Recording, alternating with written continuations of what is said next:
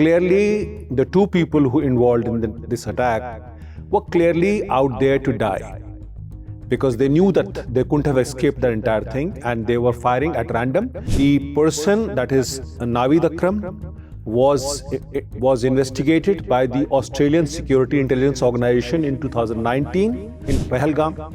You saw the Hindus being targeted. In Australia, you see the Jews being targeted. There is this orchestration of a narrative on the basis of which people are getting radicalized. For the past 2 years, the entire world has been radicalized in the name of Gaza, in the name of Palestine. Pakistan uses to radicalize in the name of Kashmir. You cannot simply call somebody a counterterrorism ally just because he serves your purpose. You cannot have shades of terror and shades of terrorists. If we can prevent radicalization, then only we can have hope that such incidents do not take place in future. A man risked his own life and essentially disarmed one of the shooters.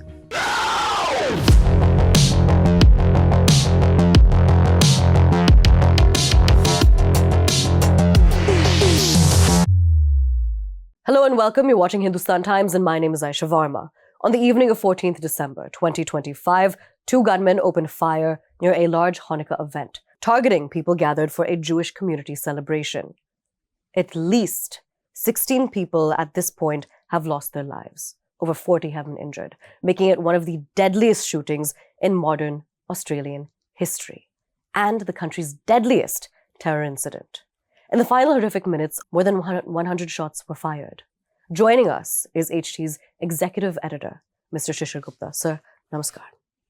Sir, what do you know about the terror attack? Who was involved? What I am saying is basically based on what the Australian government has said right now. So they have identified these two persons as a father and son duo.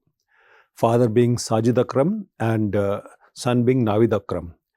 Now, they have not released the identity of the attackers, but the possibility is that they could be either from South Asia or from Middle East, right? And the attackers, they used basically shotguns and bolt-action rifles, and they basically were like, it was like they were basically like, as if they were shooting ducks in a gallery. That's how bad it was. I mean, it was a horrific incident, and clearly the two people who involved in this attack were clearly out there to die, because they knew that they couldn't have escaped the entire thing and they were firing at random, firing particularly at the Jewish community festival and making them targets, and they were basically sitting ducks as far as that was concerned. Now, the point is that this Sajid Akram apparently went on a student visa in 1998 to Australia, and Naveed Akram, his son, was born somewhere around 2001.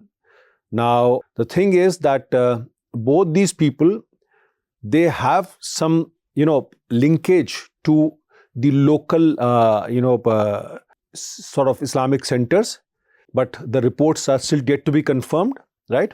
And the fact remains is that this is purely a terrorist incident based on the radicalized individuals that the two were. And the targets were obviously the Jewish community. It is an anti-Semitic attack, and to which the Israelis had been warning them for a long time. The person, that is Naveed Akram, was investigated by the Australian Security Intelligence Organization in 2019, and he was on their radar, but they found no evidence on it. So a lot of questions the Australians have to answer for, a lot of questions other people have to answer from, particularly from where do these people belong to originally. And but the big picture remains is that these people were highly radicalized and they were out to kill based on their ideology. So they were Islamists, and that's what they were doing. This is where it stands. Sir, how do you read into this grave situation?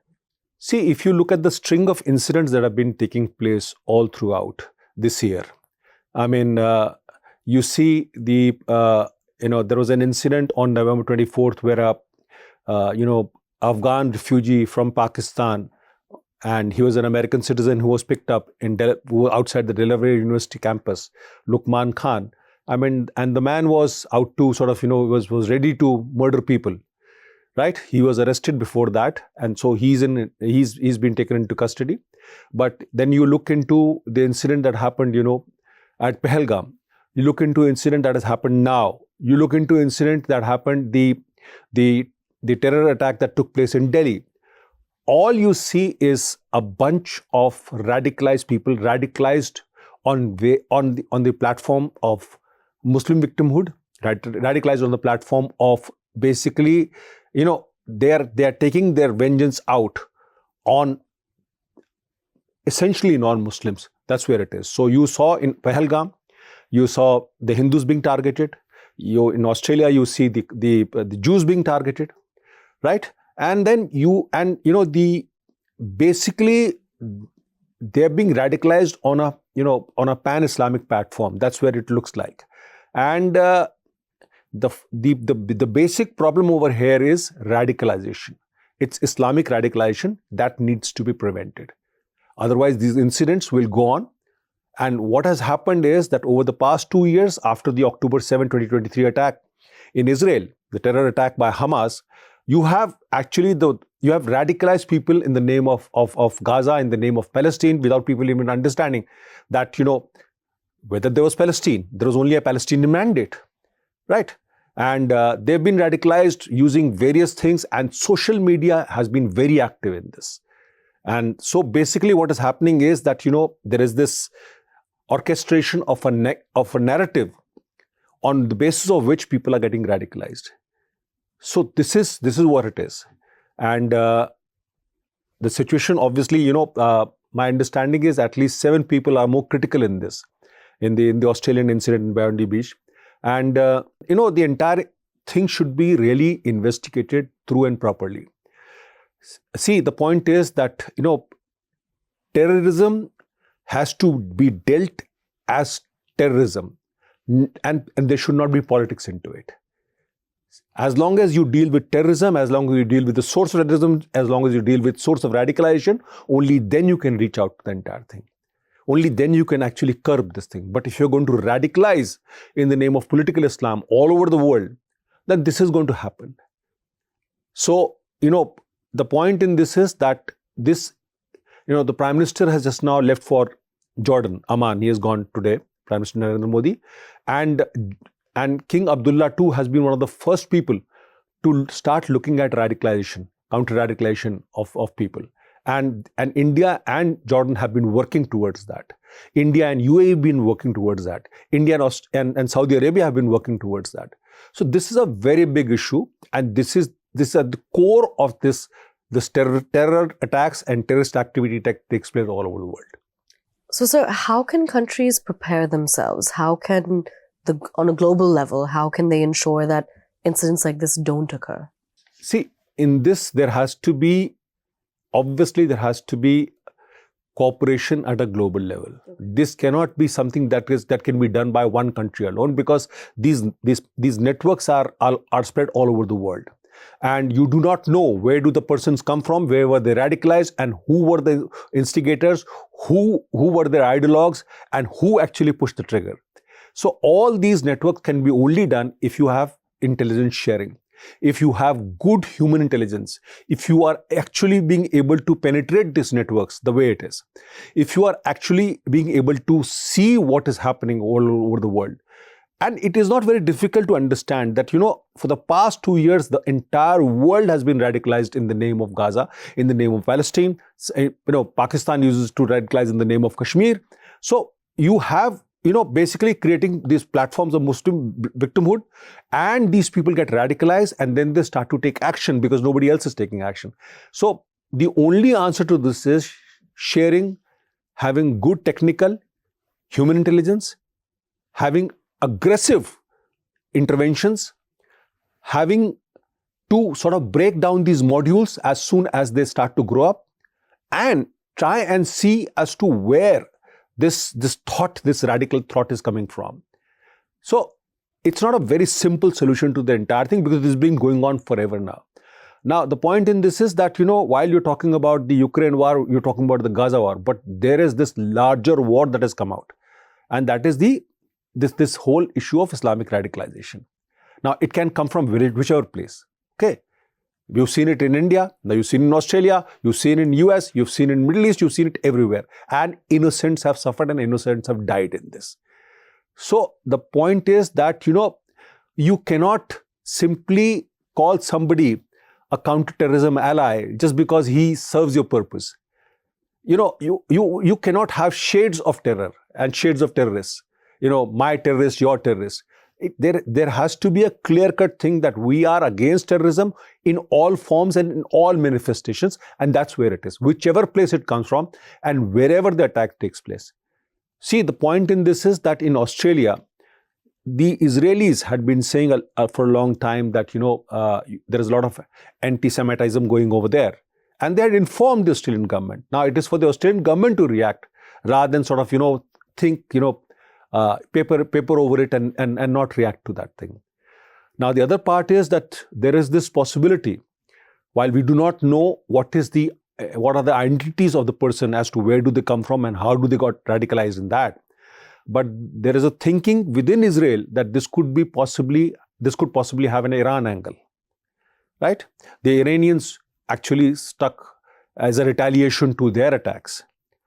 There could be a possibility of the Quds force being used in it. I mean, the guy could have been sort of, basically given the contract of taking the Jews out. So there is the whole business of, it could be the Iranian connection. It could be possibly the person, this whole business that, they just went out against the Jews for this whole Palestinian issue. Or there could possibly be, maybe it could be some kind of an ISIS kind of a thing where they sort of go after non-Muslims. So this is what it is. The facts have to come out. It is still early times. Investigation is still on. But remember one thing: these people, when they were firing, they also had improvised explosive devices found in their cars. Had they exploded, there would have been many more casualties. And the point is that there was a police station nearby in the Bondi beach. And there are reports that, they could have reacted much more faster. I do not know about that.